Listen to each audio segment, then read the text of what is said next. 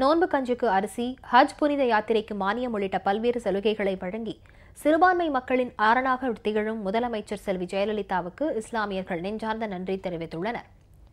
திருச்சியில் இஸ்லாமிய சமுதாயத்தைச் சேர்ந்த மாணவ மாணவிகளுக்கு கல்வி உதவித்தொகை வழங்கும் நிகழ்ச்சி நடைபெற்றது. இதில் பங்கேற்று பேசிய அரசு தலைமை கொறடா திரு ஆர் மனோகரன், தமிழக மக்களின் அரணாக முதலமைச்சர் செல்வி ஜெயலலிதா செயல்பட்டு வருவதாக பெருமிதம் தெரிவித்தார். பள்ளிவாசல்களுக்கு நோன்பு கஞ்சிக்காக 4500 டன் மெட்ரிக் டன் அரிசி, ஹஜ் புனித யாத்ரீகர்களின் எண்ணிக்கை அதிகரித்தது, ஏழை மாணவ மாணவிகளுக்கு நோட்டு புத்தகங்கள், சீருடைகள் வழங்கி வரும் முதலமைச்சருக்கு இஸ்லாமியர்கள் நெஞ்சார்ந்த நன்றி தெரிவித்துக் கொண்டனர். இஸ்லாமிய மக்களுக்காக சிறப்பாக பணியாற்றிக் கொண்டிருக்கிற முதல்வர் அம்மா அவர்களுக்கு நன்றி. குறிப்பாக ரம்ஜான் மாதத்திலே இலவச அரிசி வழங்கியிருக்காங்க. இப்போ ஹஜ்ஜி பயணிகளை அதிகமான அளவு அனுப்பணும்னு மத்திய அரசுக்கு கோரிக்கை வச்சிருக்காங்க.